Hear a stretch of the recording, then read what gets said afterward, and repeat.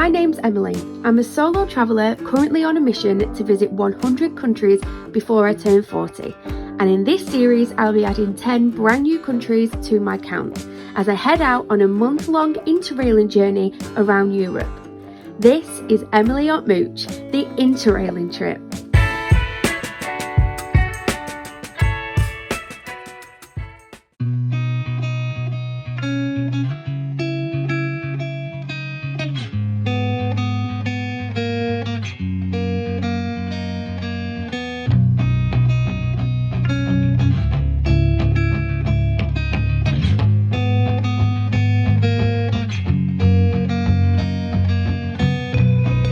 Just like that, I'm in Belgium. Look at the Eurostar's a lot more comfortable than I remember. But we're here. Time to try and get all my stuff off this train and find the hotel.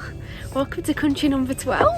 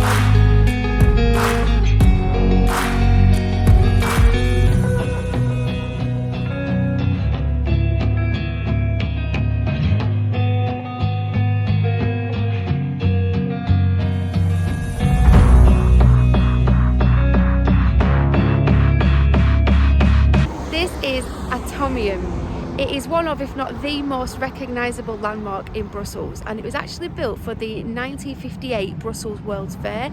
It wasn't supposed to last longer than that, but it was so popular that they kept it going, and it still attracts 600,000 people a year today. Inside, there's the history of it, there's a beautiful observation deck, and a light show that feels really futuristic and cool.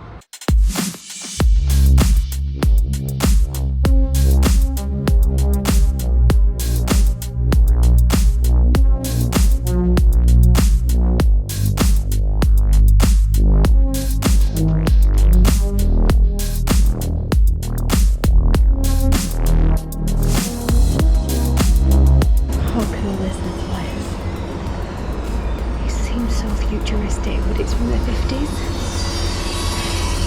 I feel like I'm in a spaceship, though I think that's kind of the whole point. I love the lights though, they have like a weirdly calming effect. It's worth covering it.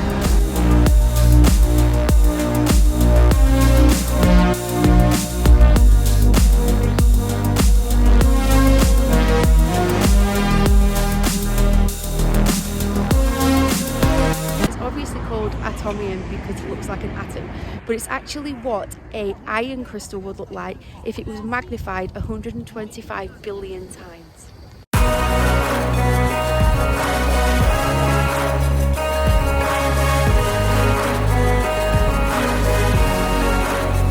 This is another iconic part of Belgium, the Grand Place, and look at it at night.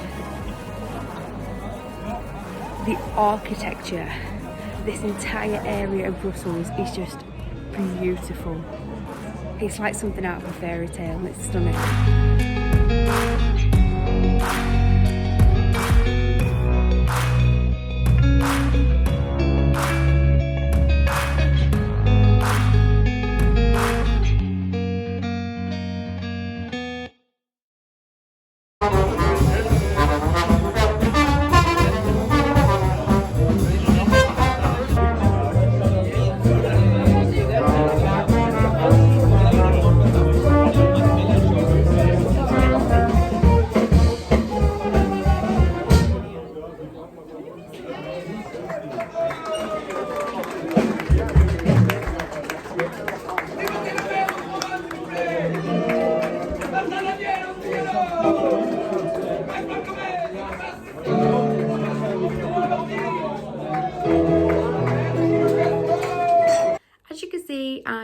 the hotel and I am so tired. It has been one heck of a day, a great first day on the continent, but I am exhausted.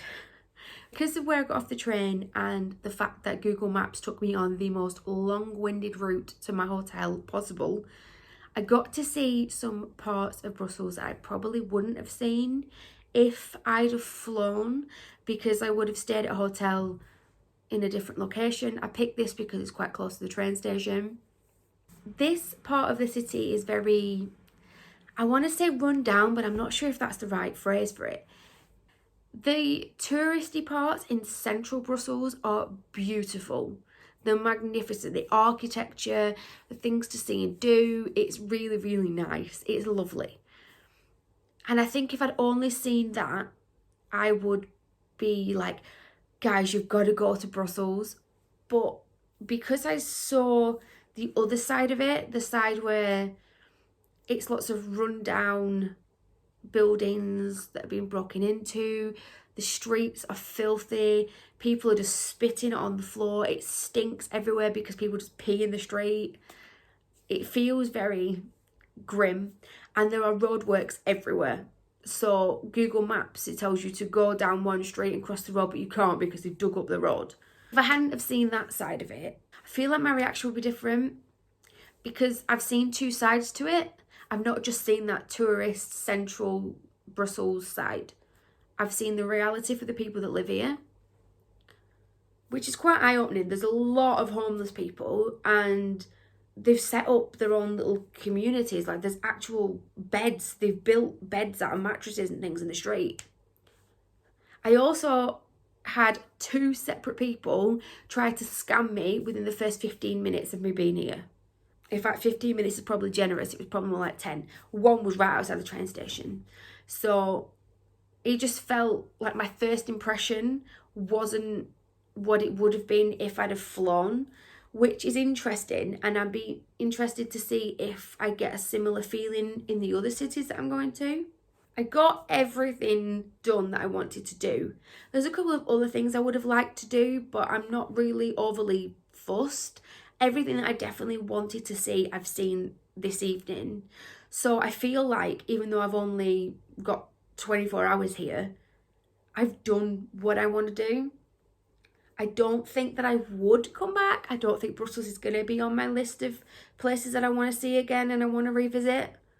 But that's not to say that, like, you shouldn't come. It's really nice and I'm glad I've been here and I'm glad I've seen it.